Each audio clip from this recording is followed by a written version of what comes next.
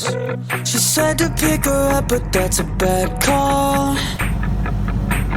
Timing, I don't wanna regret it when it goes wrong. Yeah, well she's in my car, but she's out of my league. Only in my arms temporarily.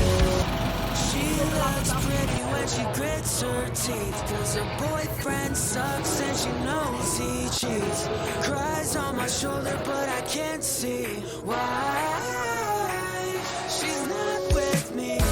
She looks funny when she bites her tongue, 'cause she likes my lips, but she won't move on. She said just friends and I can't see why she's not with me. Her phone rings, but I really think she's gonna let it buzz out. How sweet, I think I know it's on her mind, just say it out loud. Yeah, well she's in my car, but she's out of my league. Only in my arms temporarily. She looks pretty when she grits her teeth, 'cause her boyfriend sucks and she knows he cheats. Cries on my shoulder, but I can't see why she's not with me. She looks funny when she bites her tongue, 'cause she likes my lips, but she won't move on. She said just friends and I can't see why she's Oh my gosh. Hello. So, this is me from the future. I just want to like sit down and talk to you guys kasi I wasn't able to do that. Sobrang fast-paced ng vlog and sobrang nakakapagod din kasi it's just been a whole entire day of traveling and non-stop going in and out dun sa Airbnb namin. But anyway, so here's the tea. Here's the tea of what happened during our whole entire day in Manila.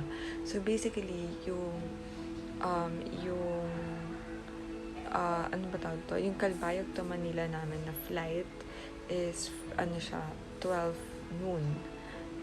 Tapos, ang ETA namin sa Manila is 1:10 p.m. And the thing is, taga-Katarman kami. And supposedly, magko-commute na lang kami papunta ng Calbayog. Pero, unfortunately, hindi aabot. Kasi yung next na biyahe is 9 pa. And, yung ETA ng Katarman to Calbayog is almost 2 to 3 hours. Depende siya sa nag-drive. But basically, it's 2 to 3 hours. So, 9, 10, 11. Dapat nakapag-check-in ka na ng baggage mo 45 minutes before your flight. So, sabi ko, hindi siya kaya kapag ganun. Kapag tinake namin yung 9:20 a.m. na nasusunod na biyahe. So, nagpahatid kami kay Papa. So, from Katarman to Calbayog Airport, nagpahatid kami to 2 to 3 hours, parang ganun ata. 7:45 kami umalis, dumating kami dun, magte-10 na or 10 na ata.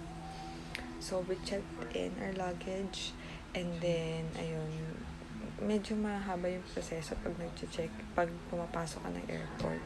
Which is understandable, kasi ganun talaga yung ilang beses kaming nag-pass through ng baggage scan and stuff. So, yeah. So, after nun, ang ginawa namin is nag-brunch kami kasi medyo mahaba yung biyahe and gutom na kami.